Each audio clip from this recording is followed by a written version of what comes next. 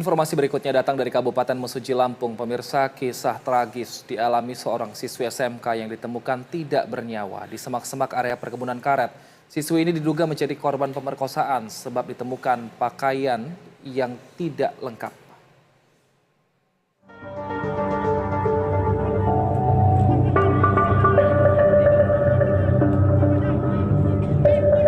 Nasib tragis dialami seorang siswi SMK di Kabupaten Mesuji, Lampung. Siswi ini ditemukan warga Mesuji Timur tergeletak tak bernyawa di sebuah semak-semak. Saat ditemukan, jasadnya bersimbah darah dengan sejumlah luka di tubuhnya. Tak hanya itu, warga menemukan korban di dekat sepeda motornya dalam kondisi pakaian yang sudah tak utuh lagi. Dugaan kuat, siswi ini merupakan korban pemerkosaan. Setelah ditelusuri, korban ternyata warga desa Talang Batu, Kecamatan Mesuji Timur, siswi kelas 10 SMKN 01 Tanjung Raya. Saya selaku kepala desa itu udah dapat laporan berkisaran jam 4:30 saya ditelepon warga bahwa ditemukan jenazah beserta motor dari korban. Setelah itu saya langsung ke TKP. Dugaan pemerkosaan berujung pembunuhan ini kini dalam penanganan pihak kepolisian. Roy Triyono, BTV, Kabupaten Mesuji, Lampung.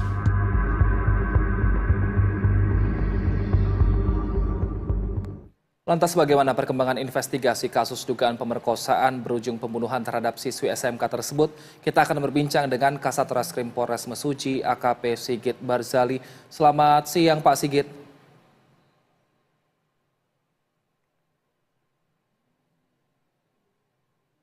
Pak Sigit, selamat siang.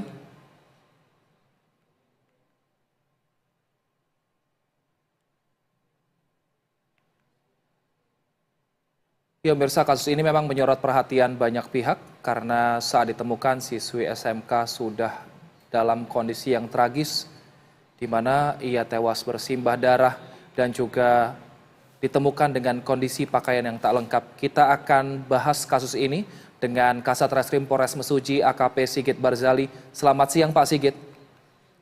Selamat siang Pak. Ya. Baik Pak Sigit, hingga saat ini apakah sudah diketahui Pak identitas dari pelaku pembunuhan ini?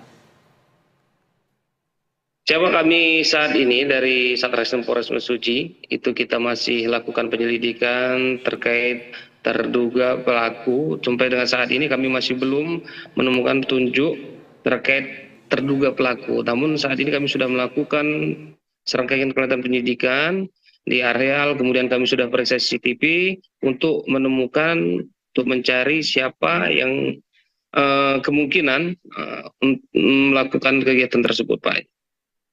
Kalau dari keterangan saksi, Pak. Kalau dari keterangan saksi apa yang didapat dari pihak kepolisian, Pak? Coba untuk keterangan saksi, Pak, kita agak minim saksi. Memang di sini terakhir kita memang koordinasi dengan, sudah klarifikasi dengan rekan-rekan korban. Bahwasanya memang korban terakhir dilihat itu sekitar jam 10.30 saat yang bersangkutan meninggalkan sekolah selesai ujian sekolah, Pak. Nah, lalu dari olah TKP, apakah diduga kuat korban juga diperkosa terlebih dahulu sebelum akhirnya dibunuh, Pak?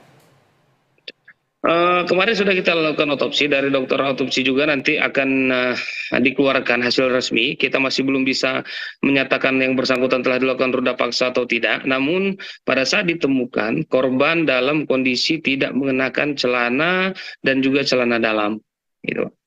Bagaimana dengan handphone korban? Adakah mungkin pihak kepolisian menemukan barang bukti ini di TKP dan kira-kira seperti apa isinya? Untuk handphone korban sendiri, Pak, itu sudah kita telusuri di sekitaran TKP. Sampai dengan saat ini masih belum ditemukan. Kita sudah coba cek, pantau itu pada saat setelah kejadian HP korban masih hidup, namun saat ini sudah mati, Pak. Kalau dari pihak keluarga, saat sudah adakah Pak yang dihubungi dan juga diperiksa?